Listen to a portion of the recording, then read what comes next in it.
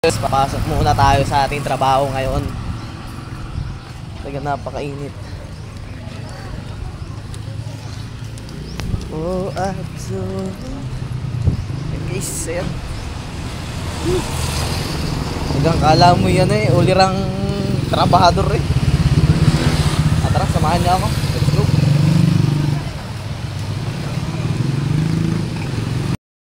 Sa kalsada na ako. Naka-traffic. At kami tatawid. God guys, tatawid na tayo. So, let's go. Singit.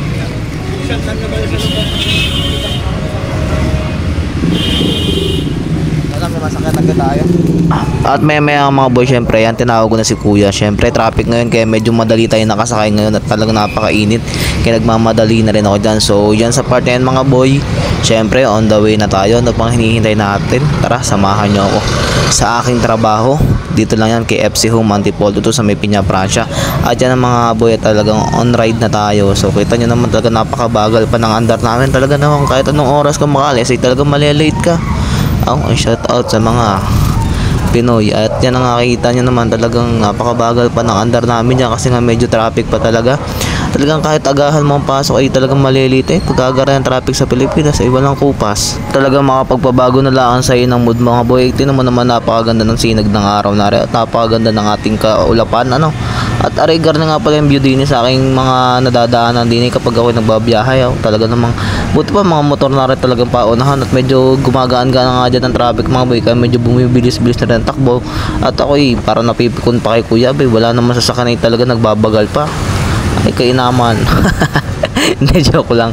Pag naman talaga nagahan mo ng yung pasok ay malilit pa. Pag mangyayari talagang nakakapikon pag yung biyahe mo talagang kitang-kita naman napakagandang kaulapan at ko po napakatingkad ng init ano kang gagawin.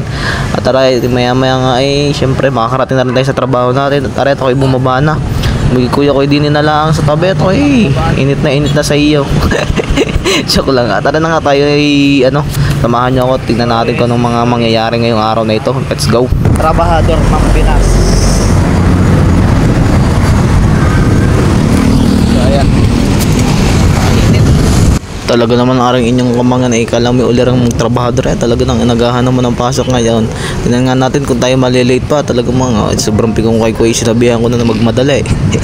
At rin nga medyo nga sa part na rin mga boy, medyo malapit-lapit na inyong kamangan sa trabaho. At ang painitay talagang nagsanggap pa, talaga napakainit.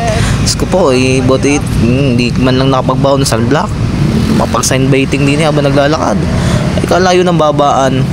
Kupaw. Aray na nga nakikita niyo, welcome na sa Barangay Kupang.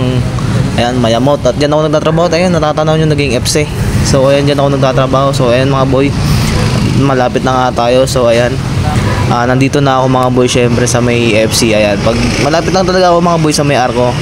Ayan, so syempre dito lang naman tayo nagtatrabaho sa may FC Home. At tingnan natin kung nalate tayo ngayong araw na ito. At siguradong talaga nakakapikon. At yun nga, at nakita ko wala pa masyadong tao.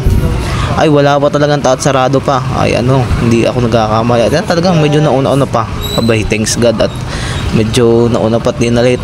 So ano pang hinihintay natin? Di mamaya ipapakita ko sa inyo kung ano may gagawin ko.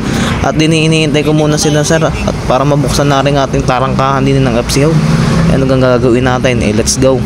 Ito nga mga boy, syempre maya mga boy, ayan, nakapasok na kami sa loob. So yung entrance muna binuksan namin. So syempre kailangan muna namin mag time in dito. Then after nun mga boy, syempre kailangan natin buksan na lahat ng tarangkahan natin dito. At syempre makikita nyo rin yung mga kasama ko dito, talagang kanya-kanyang biometric na tanyang wala pa naman tao at nakasara talaga. At syempre isa sa mga gawain ko dito sa FC Home ay talagang buksan ng mga tarangkahan. At talagang wala kang magagawa ay trabaho mo yan, gusto mo yan.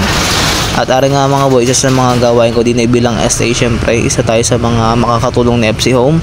Syempre ay anong gagawin? Ay yan ang gusto mong trabaho At ang inyong kamangan nga pala din ng mga boy ay syempre pag ganyan lang, syempre sasabihin ba naman ang inyong kamangan sarap ng buhay din At kita mo naman hirap na ako. Nakita nyo naman, sino bang sasarap ang buhay?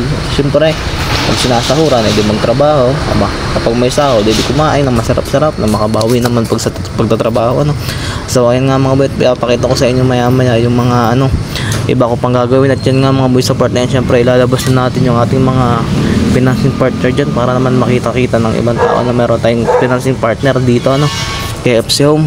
Syempre ulirang manggagawa ay ulirang trabahador, ayusin mo naman ang kapit boy, baka masira pa yan at kayo na may nakikita sa video.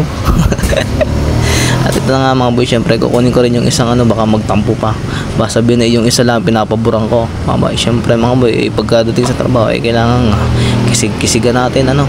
Tara mga boy, pagkatapos nga mga boy, syempre gagawin ko na yung ibang paperworks natin, ano. Kaya papas forward ko na lang tong video na to para mabilisan at makita nyo iba kong gawain dito. Let's go. At ito na mga boy, yung sunod natin gagawin, syempre ano na natin yung mga resibo natin. At yan mga boy, syempre kailangan ko rin kasi mag-record dito para if ever na kailanganin ng dicer natin ng proof, ayan, so meron tayong mapapakita. At case of emergency na may tatawagan natin si client, so meron na din diyang contact number si client na nilalagay ko. So ganyan lang yung isa sa mga kadalasan ginagawa ko mga boy. Pag morning, dito double check yung resibo kung naka-record na ba siya or hindi pa. Syempre para naman if ever na magkaroon ng problem, meron tayong pagbabasihan or meron tayong makikita na evidence. So pagkatapos ng mga boy, syempre so linis muna tayo ng area. At ito na nga nangyari mga boy. Draw ako na dyan. Kasi pag yung mga ano ko dito, pag may video kailangan lagi tayo magbibideo para masisipag yung mga kasama natin. Pabalik-balik lang din yung sapatos para yun lang din yung ano. Sabi ka kasi Masisipag pag may video.